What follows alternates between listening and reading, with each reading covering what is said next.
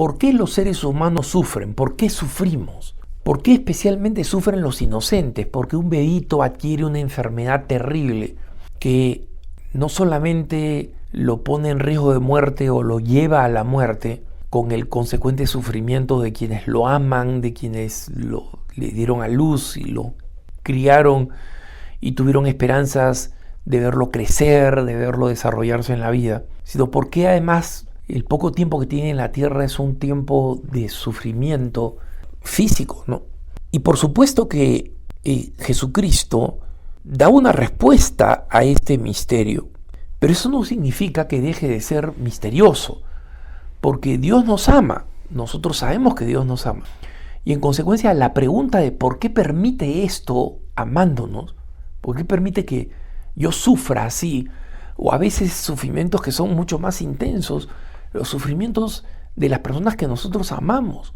Creo que todos nosotros, o la gran mayoría diría, yo amo tanto a esta persona que quisiera que su sufrimiento venga a mí. Si esta persona tiene que morir, sabiendo el efecto que va a tener sobre el resto de sus personas amadas, siendo una persona joven o una persona pequeña o una persona con futuro o una mamá joven recién responsable de una familia pequeña o un papá joven que es el proveedor, yo daría mi vida por ellos, y sin embargo no es algo que necesariamente va a ocurrir o que el Señor va a aceptar, ¿no?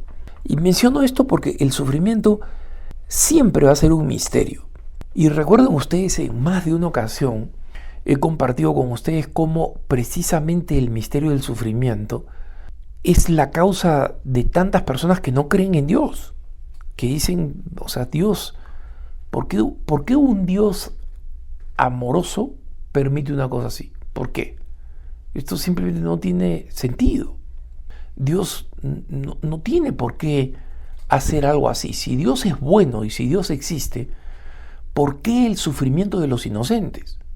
Y para las personas que se sienten interrogadas por ese misterio, yo les recomendaría una vez más leer este hermoso documento de San Juan Pablo II llamado la Salvifici Doloris, ¿no? Salvifici Doloris, sobre el valor redentor del sufrimiento, es el subtítulo en español.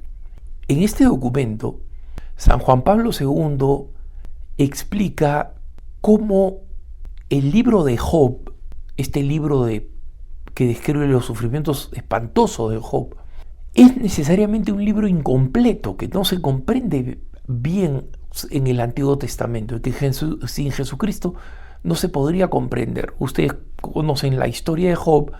Dios y el demonio tienen una discusión donde el demonio dice: Job, este personaje, te ama simplemente porque le va muy bien, tiene una linda esposa, tiene una bella familia, tiene muchos sirvientes que lo estiman, tiene muchos recursos, tiene una gran cantidad de terreno, tiene muchos animales, le va bien en todo, económicamente, familiarmente, matrimonialmente. Pero si es que esta persona no tuviera todos esos bienes, esa persona no te amaría. Y Dios le dice: no, te voy a mostrar que es lo contrario. Obviamente es un relato en el que él tiene un valor o una naturaleza narrativa. No es que Dios deliberadamente haga una cosa así, pero para efectos de la historia, Dios comienza a quitarle las cosas a Job, ¿no? Porque comienza a perder sus propiedades, comienza a perder sus terrenos, comienza a perder a sus seres amados, comienza a perder termina perdiendo a su esposa, a sus hijas. Luego queda completamente desposeído y lo ataca finalmente una enfermedad terrible. Y los amigos de Job, y es buena parte del libro de Job, le dicen a Job: es que tú has hecho algo contra Dios. Y Job dice: no, Dios me está probando y yo sé que el justo juez va a ver que yo, a pesar de todo esto, lo sigo amando. Y son largos pasajes de este debate, es la parte más extensa del libro de Job, no es la descripción de sus sufrimientos, ¿no? Sino que es el debate entre los amigos que le presentan el argumento: tú has fallado a Dios y por eso Dios te ha, entre comillas, castigado. Y él dice: Dios no me ha castigado, esto no es castigo de Dios, este es simplemente una prueba.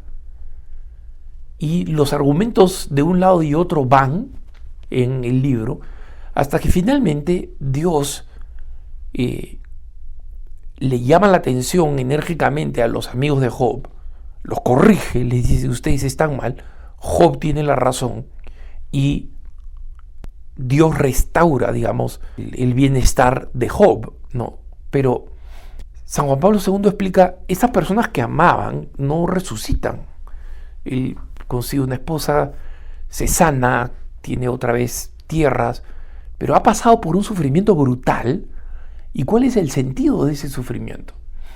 Y por eso es que el Papa dice: este es un libro del Antiguo Testamento que está incompleto, porque solamente se entiende a partir de Jesucristo. Jesucristo, que es Dios, es el siervo sufriente. Y porque es el siervo sufriente, es el que ha venido a derrotar el sufrimiento, que en el Antiguo Testamento, en Job, no se llega a entender. Porque uno dice: pero si Dios sabía que Job era justo, ¿por qué lo hace pasar por eso? Bueno, Dios mismo es el que sufre. Y Dios mismo es el que muere cuando Jesucristo muere en la cruz. Y mediante esa muerte, Jesucristo termina triunfando sobre el sufrimiento y sobre la muerte. Muchas personas dicen: oye, ¿qué cosa quieres decir que ha vencido el sufrimiento y la muerte?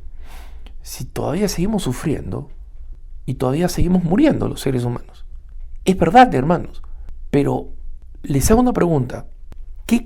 ¿Cuál es una victoria más grande frente a un enemigo, digamos así, en una guerra? ¿Que Dios intervenga y simplemente le quite el arma de las manos al enemigo?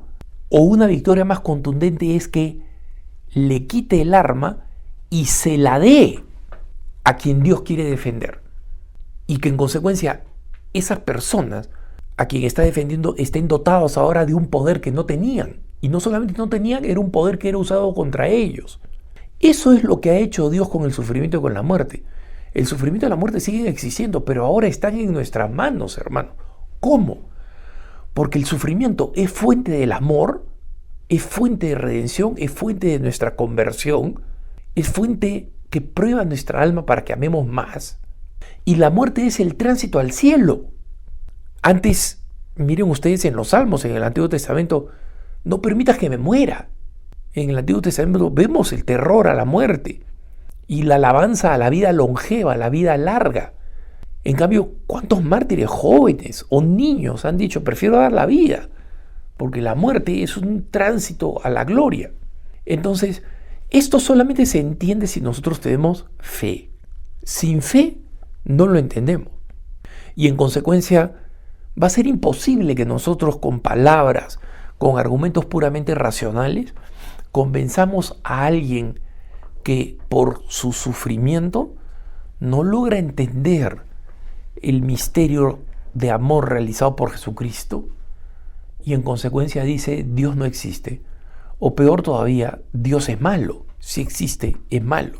San Pío de Pietrelcina, ese santo sacerdote, admirado precisamente por la manera como celebraba la misa como auténticamente una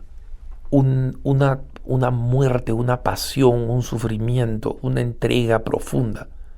Allí es cuando nosotros entendemos la victoria de nuestro Señor Jesucristo, porque a través de ese sufrimiento del Padre Pío de Pietrelcina, él expresaba lo que significa realmente la Santa Misa como sacrificio, ¿no?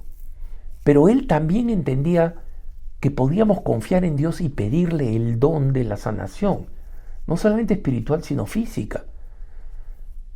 San Pío de Pietrelcina no solamente hacía milagros de sanación física con muchísima gente, sino con gente que incluso ellos no lo veían.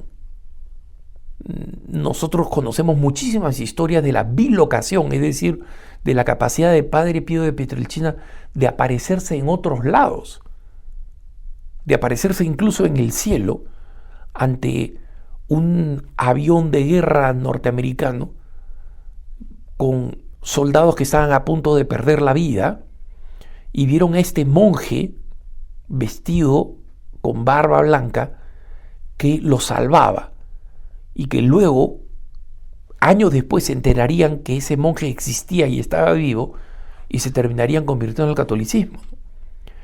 Y precisamente por esa confianza que él tenía en que el sufrimiento sigue siendo un misterio, pero podemos pedirle a Dios que nos alivie. Y por eso quiero rezar con ustedes una de las oraciones compuestas por San Pío de Pietrelcina, para que ustedes la ofrezcan conmigo por aquellas personas que más sufren, que ustedes conocen. Y si esa persona eres tú, recémosla por ti. Y la oración dice: Padre Celestial, te doy gracias por amarme. Te doy gracias por enviar a tu Hijo, nuestro Señor Jesucristo, al mundo para salvarme y liberarme. Confío en tu poder y en tu gracia que me sostienen y restauran. Padre amoroso, tócame ahora con tus manos sanadoras, porque creo que tu voluntad es que esté bien en mente, cuerpo, alma y espíritu. Cúbreme con la sangre preciosísima de tu Hijo, nuestro Señor Jesucristo, desde la coronilla hasta la planta de mis pies. Expulsa todo lo que no debería estar en mí. Arranca cualquier célula enferma y anormal.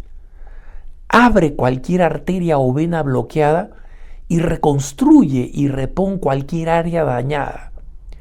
Elimina toda inflamación y limpia cualquier infección con el poder de la sangre preciosa de Jesús. Deja que el fuego de tu amor sanador pase por todo mi cuerpo para sanar y hacer nuevas las áreas enfermas, para que mi cuerpo funcione de la manera en que lo creaste para funcionar. Toca también mi mente y mi emoción, incluso los rincones más profundos de mi corazón. Satura todo mi ser con tu presencia, amor, alegría y paz. Y acércame cada vez más a ti en cada momento de mi vida. Y Padre, sobre todo, lléname de tu Espíritu Santo y dame poder para hacer tus obras, para que mi vida traiga gloria y honor a tu santo nombre. Te lo pido en el nombre del Señor Jesucristo. Amén.